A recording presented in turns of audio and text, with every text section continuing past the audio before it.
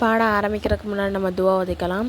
ரப்பி ஷ்ரஹ் லி சத்ரி வயஸ்ஸிர் லி அம்ரி வஹ்லுல் உக்தத்தம் மின் லிசானி யஃப்கஹு கௌலி ரப்பி ஜித்னி இல்மா ரப்பி ஜித்னி இல்மா ரப்பி ஜித்னி இல்மா. அஸ்ஸலாமு அலைக்கும் வரஹ்மத்துல்லாஹி வபரகாத்துஹு. ஒரே மாதத்தில் நம்ம குர்ஆன் ஓத தெரியாதவங்க கூட குர்ஆன் ஓதுறதுக்கு ஒரு அரிய வாய்ப்பு இதாக இருக்கும். இது வீடியோ காலில் உங்களுக்கு கிளாஸ் நடத்தப்படும். அது மட்டும் இல்லாமல் உங்களுக்கு ரெக்கார்டாகவும் வீடியோ உங்களுக்கு கொடுக்கப்பட்டுரும்.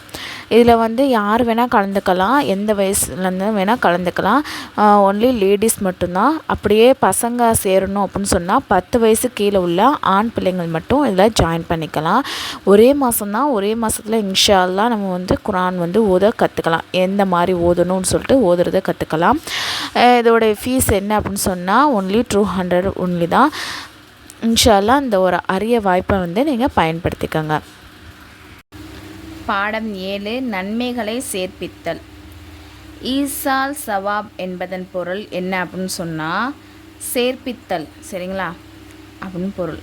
அதாவது என்ன அப்படின்னு சொன்னால் ஒருவர் தமது நற்காரியங்கள் தன்னுடைய இபாதத்தையும் நல்ல செயலையும் பிறருக்காக அதை பிறருக்காக செய்கிறது, சரிங்களா. அவங்களுக்கு நன்மை போய் சேர்றதுக்காண்டி நம்ம அவங்களுக்காண்டி செய்வோம் இல்லையா, துவாவோ அவங்களுக்காண்டி தர்மமோ நோம்போ இந்த மாதிரி வைப்போம் இல்லையா, அதான் என்னென்னா ஈசால் சவாப் அப்படின்னு சொல்லப்படும், சரிங்களா. இது இறந்தவருக்காக நம்ம செய்யக்கூடியதாக இருக்கலாம். உயிர் உள்ளவங்களுக்கு செய்ய முடியாத சூழ்நிலை உள்ளவங்களுக்கும் நம்ம செய்யலாம். அது என்னென்ன விஷயம் அப்படின்னு சொன்னால் நம்மளுடைய திக்ரு, துவா, குர்ஆன் ஓதல், அப்புறம் தான தர்மம், உம்ரா, ஹஜ்ஜு, நோன்பு இந்த மாதிரி விஷயங்கள்லாம் செஞ்சுக்கலாம், சரிங்களா. இறந்தவங்களுக்கு அந்த நன்மை போய் சேரக்கூடியதாக நம்ம செய்யலாம். அதே மாதிரி ஒரு மனுஷன் இறந்துட்டா அப்படின்னு சொன்னால் 3 விஷயங்கள் அவங்கள பின்தொடருது. என்ன அப்படின்னு சொன்னால் அவங்களுடைய நிலையான தர்மம். அவங்க ஏதாவது நிலையான தர்மம் பண்ணிக்கிட்டு போனாலும் பண்ணியிருக்காங்க அப்படின்னு சொன்னால் அவங்க மூத்தா போனதுக்கப்புறமும் அதன் மூலமாக பயனடைய மக்கள் மூலமாக அவங்களுக்கு நன்மை போய் சேரும், சரிங்களா. அதே மாதிரி துவா செய்கிறோம், இறந்தவங்களுக்காக நம்ம துவா செய்கிறோம்னு சொன்னால் அந்த துவான் மூலமாக அவங்களுக்கு என்னது பதவிகள் உயர்த்தக்கூடும், அவங்களுடைய பாவங்கள் மன்னிக்கக்கூடும், சரிங்களா. அதே மாதிரி இறந்தவங்களுக்காக நம்ம செய்யக்கூடிய நன்மைகள் அதான் என்னது ஈசால் சவாப். ஏதாவது ஒரு விஷயம் நம்ம அவங்களுக்காண்டி நோம்பு நோக்கிறதோ தர்மம் செய்கிறதோ இது எல்லாமே இறந்தவங்களுக்கு அதனுடைய நன்மை சேரக்கூடியதாக இருக்கும். அந்த நியத்து வச்சுக்கணும், இவங்களுக்காண்டி நான் தர்மம் பண்ணுறேன் அப்படின்னு சொல்லிட்டு நியத்து வச்சுக்கணும். இந்த விஷயம் என்ன அப்படின்னு சொன்னால் ரசூலுல்லாஹ்வுடைய காலத்துலேருந்து வந்திருக்கு. ஒரு தடவை ஒரு ஹதீஸில் சொல்கிறாங்க, சஅத் பின் உபாதா ரலியல்லாஹு வெளியூர் போயிருக்காங்க. அந்த வெளியூர் போன நேரத்தில் அவங்களுடைய தாயார் மஃபாத் ஆகிட்டாங்க. திரும்ப ஊருக்கு ரிட்டர்ன் வரும்போது தான் தெரியுது தாயார் மஃபாத் ஆகிட்டாங்கன்னு. உடனே ரசூலுல்லாஹ்ட்ட போய் கேட்குறாங்க, என்னுடைய தாயாருக்காண்டி நான் தர்மம் பண்ணால் அந்த நன்மை போய் என்னுடைய தாயாருக்கு சென்றடையுமா அப்படின்னு கேட்குறாங்க.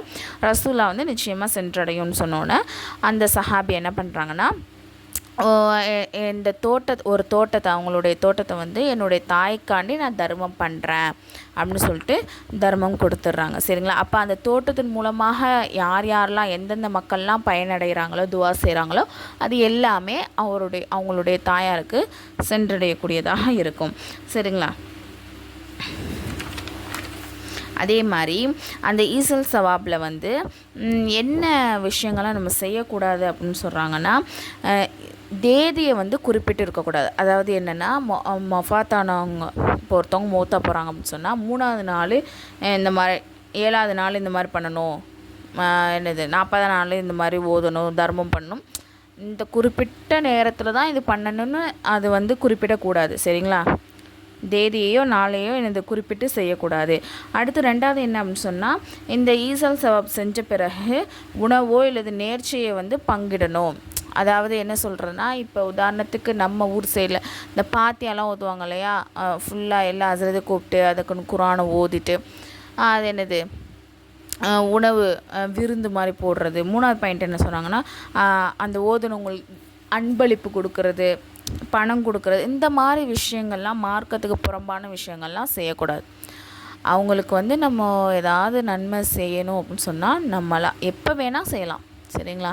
3ஆவது நாள் தான், 10ஆவது நாள் தான், 40ஆவது நாள் தான் பண்ணணும்னு அவசியம் இல்லை. எப்போ வேணால் நம்ம வந்து அவங்களுக்கான தர்மம் பண்ணலாம், நோன்பு நோக்கலாம், துவா செய்யலாம். அது எல்லாமே அவங்களுக்கு வந்து போய் சேரக்கூடியதாக இருக்கும். இந்த பாடத்தோட கேள்வி என்ன அப்படின்னு சொன்னால், ஈசால் சவாப் என்றால் என்ன? ஈசால் சவாபினால் மையத்திற்கு என்ன பயன் உண்டாகும்? ஈசால் சவாப் செய்பவருக்கு எவ்வளவு நன்மை கிடைக்கும்? ஈசால் சவாப் செய்யும் முறையாது? ஈசால் சவாப் செய்வதின் எவ்விஷயங்கள் கூடாது?